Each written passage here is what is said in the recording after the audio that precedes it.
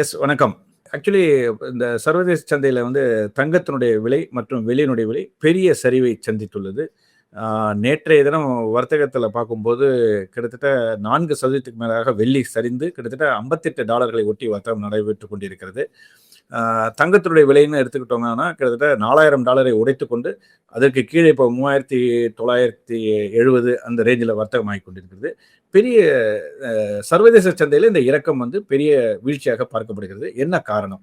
கிட்டத்தட்ட உச்சத்திலிருந்து $5500 தங்கம் வர்த்தகம் நடைபெற்றது. இந்த ஆண்டு துவக்கத்தில் ஜனவரி 29ஆம் தேதி வந்து ஒரு புதிய உச்சத்தை தொட்டது. அதிலேருந்து கிட்டத்தட்ட பார்த்தீங்கன்னா, கிட்டத்தட்ட ஒரு 6 மாசத்துல வந்து மிகப்பெரிய ஒரு $1500 கிட்டத்தட்ட இறங்கி வந்திருக்கு. இதுக்கு என்ன காரணம் அப்படின்னா, முக்கியமாக நம்ம ஏற்கனவே இந்த நிகழ்ச்சியில நிறைய தடவ சொல்லியிருக்கோம். பணவீக்கம் வந்து இந்த கச்சா எண்ணெயுடைய விலை ஏற்றம், அதன் தொடர்ச்சியாக பணவீக்கம் என்று சொல்லக்கூடிய இன்ஃப்ளேஷன் அதிகரிக்கும் என்கின்ற ஒரு அச்சம் காணப்பட்டது. இன்ஃப்ளேஷன் நிஜமாவே எல்லா கண்ட்ரிலையுமே வந்து பாதித்துள்ளது. ஸோ அதை கட்டுப்படுத்துவதற்காக எல்லா மத்திய வங்கிகளுமே வந்து கிட்டத்தட்ட வட்டி விகிதங்களை உயர்த்துவதற்கான முயற்சிகளை எடுத்து வருகின்றன. குறிப்பாக அமெரிக்காவினுடைய ஃபெடரல் வந்து இப்போ என்ன சொல்லியிருக்காங்கன்னா, நெக்ஸ்ட் ஜூலை மாசத்துல ஒரு எஃப்ஓஎம்சி கூட்டம் இருக்கு. அதுக்கப்புறம் இந்த வருடத்தினுடைய இறுதியிலேயும் அவங்களுடைய கூட்டம் இருக்கு. ஸோ இப்போ வரக்கூடிய காலகட்டத்தில் வந்து நிச்சயமாக ஒரு வட்டி விகிதங்களை உயர்த்துவதற்கான சாத்தியக்கூறுகள் இருப்பதாகவே பார்க்கப்படுகின்றன.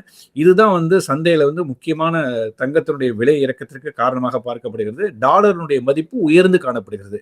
இதுவரைக்கும் 98, 99ல இந்த குறியீடு காணப்பட்டது. ஆனா இப்போ வந்து பாத்தீங்கன்னா 101.5 அப்படிங்கிற அளவுல டாலருடைய மதிப்பு வலுப்பெற்று இருக்கிறது. ஸோ டாலர் வலுப்பெற்றாலே நிச்சயமாக கமாடிட்டியில ஒரு பெரிய இறக்கம் காணப்படும். இதை தவிர வந்து நான் ஏற்கனவே நம்ம நிகழ்ச்சியில சொல்லியிருக்கேன் வந்து பெரிய பெரிய நாடுகள்லாம் வந்து இப்போ ரஷ்யாலாம் வந்து நம்ம வந்து தங்கத்தை வந்து தொடர்ச்சியாக வாங்கி கொண்டே இருந்தார்கள். கிட்டத்தட்ட நான் சொல்றது வந்து 2002லேருந்து 2025 வரைக்கும் தொடர்ச்சியாக வாங்கி கொண்டே இருந்தார்கள். ஸோ மத்திய வங்கிகளுடைய பங்களிப்பு வந்து தங்கத்தினுடைய விலை ஏற்றத்திற்கு முக்கியமாக காரணமாக இருந்தது ஒரு காலகட்டத்தில். இப்போ ரஷ்யாவை பொறுத்த வரைக்கும் பார்த்தீங்கன்னா என்ன ஒரு சிக்கல் இருக்கு அப்படின்னாக்கா, அவங்க எக்கானமியில வந்து பெரிய அளவில் வந்து அவங்க உக்ரைனில் வார் நடத்தியதன் காரணமாக அவங்களுடைய டிஃபென்ஸ் செலவினங்கள் அதிகரித்துள்ளன. அதாவது போர் தளவாடங்களில் வந்து மிகப்பெரிய அளவுக்கு அவங்க முதலீடு செய்ய வேண்டியதாக இருக்கிறது. அதனால அவங்களுக்கு வந்து இந்த ட்ரேட் டெபிசிட்னு சொல்லக்கூடிய வகையில் அவங்களுடைய வந்து பெரிய அளவில் பணப்பற்றாக்குறை ஏற்பட்டுள்ளது. ஸோ அவங்களுடைய முதலீடுகள் மற்ற நாடுகளில் வந்து முதலீடு செய்ததெல்லாம் வந்து சாங்ஷன் காரணமாக பாதிக்கப்பட்டுள்ளது. வெளியில் எடுக்க முடியாத நிலையில் இருக்காங்க. ஸோ அவங்க வந்து என்ன பண்ணுறாங்க, அப்பப்போ வந்து தங்கத்தை வந்து விற்பதற்கான முயற்சிகளை எடுத்தாங்க. கடந்த மாதத்திலே நம்ம வந்து விற்பனை செய்தார்கள். இந்த மாதிரி இருக்கும்போது அந்த ரஷ்யாவுக்கு முக்கியமாக ஒரு ரெவென்யூவாக பார்க்கப்படுகிறது. அந்த நாட்டினுடைய வருவாய் என்று சொல்லக்கூடிய ரெவென்யூ எதுலேருந்து வருதுன்னா, கச்சா எண்ணெயுடைய விற்பனை செய்வதால். ஸோ கச்சா எண்ணெய் விற்பனை செய்யக்கூடிய ஒரு காலகட்டம் வந்து இப்போ $100 மேலே இருக்கும்போது அவங்களுக்கு நல்ல ஒரு கணிசமான ஒரு வருவாய் காணப்பட்டது. ஆனால் இன்னைக்கு வந்து ஒரு $75 என்று சொல்லும்போது அவங்களுடைய வருவாய் வந்து கணிசமாக குறைகிறது. ஏற்கனவே அவங்க வந்து பட்ஜெட் பற்றாக்குறை இருக்கும்போது அந்த $100 இருக்கும்போதே அவங்களுக்கு பெரிய பட்ஜெட் பற்றாக்குறை இருந்தது. இப்போது $70 சொன்னாக்கா நிச்சயமாக இந்த அவங்களுடைய பணப்பற்றாக்குறைங்கிறது, நிதி பற்றாக்குறை வந்து நிச்சயமாக அதிகரிக்க செய்வதற்கான வாய்ப்புகள் நிறைய இருக்கின்றன. ஸோ அதனால வரக்கூடிய காலகட்டத்தில் கூட ரஷ்யாவினுடைய விற்பனை இருக்கு இல்லையா, தங்கம் சார்ந்த விற்பனை வந்து மேலும் அதிகரிப்பதற்கான வாய்ப்புகள் இருக்கின்றன. ஸோ ஒரு பக்கம் சைனா மட்டும் இன்னும் வாங்கிட்டே இருக்காங்கன்னு நம்ம பார்த்துட்டு இருக்கோம். கிட்டத்தட்ட 18வது மாதமாக தங்கத்தை வந்து அவங்க சேமிச்சிட்டு இருக்காங்க. சென்ட்ரல் பேங்க் வந்து பிபிஓசின்னு சொல்லக்கூடிய மத்திய வங்கி வாங்கி கொண்டே இருக்கிறார்கள். அதே சமயத்தில் வந்து எந்தெந்த நாடுகள் வாங்கிய நாடுகளே வந்து விற்பதற்கான காலகட்டமும் இருக்குங்கிறத நம்ம வந்து நினைவில் வைத்துக் கொள்ள வேண்டும். அதனால இந்த இறக்கம் வந்து மேலும் தொடர்வதற்கான வாய்ப்புகள் தான் இருக்குன்னு நான் நினைக்கின்றேன். இது ஏற்கனவே நம்ம இந்த நிகழ்ச்சியில வந்து தங்கம் வந்து அந்த விலை உச்சத்துல வந்து இதுக்கப்புறம் வந்து ஒரு புதிய உச்சம் வந்து இந்த ஆண்டு இறுதியில் செல்வதற்கான வாய்ப்புகள் இருக்கின்ற பல்வேறு கணிப்புகள் இருந்தாலும் அந்த மாதிரியான புதிய உச்சம் செல்வதற்கான வாய்ப்புகள் என்னை பொறுத்தவரை நான் அதுல அந்த அளவுக்கு ஒரு பாசிட்டிவ் டைரக்ஷன்ல செல்லும் என்பதற்கான முகாந்திரம் இல்லை என்று நான் பார்க்கின்றேன். ஸோ இந்த காலகட்டத்தில் வந்து வெள்ளியினுடைய வீழ்ச்சி வந்து நம்ம உள்ளூர் சந்தையில இன்றைய வர்த்தகத்துல தான் தெரிய வரும். இனிமே தான் அவங்களுடைய பிரைஸ் என்னங்கிறது தெரியும். தங்கத்தினுடைய விலையும் இன்னும் அனௌன்ஸ் பண்ணலன்னு நினைக்கிறேன். ஸோ இந்த மாதிரி காலகட்டத்தில் நம்முடைய முதலீடுகளை நாம் எப்படி மேற்கொள்ள வேண்டும்? நாம இதுக்காக தான் நம்ம வந்து எப்போதுமே சொல்றோம், கமாடிட்டியில வர்த்தகம் என்பது ஒரு சைக்கிளிக்கல் இருக்கும்.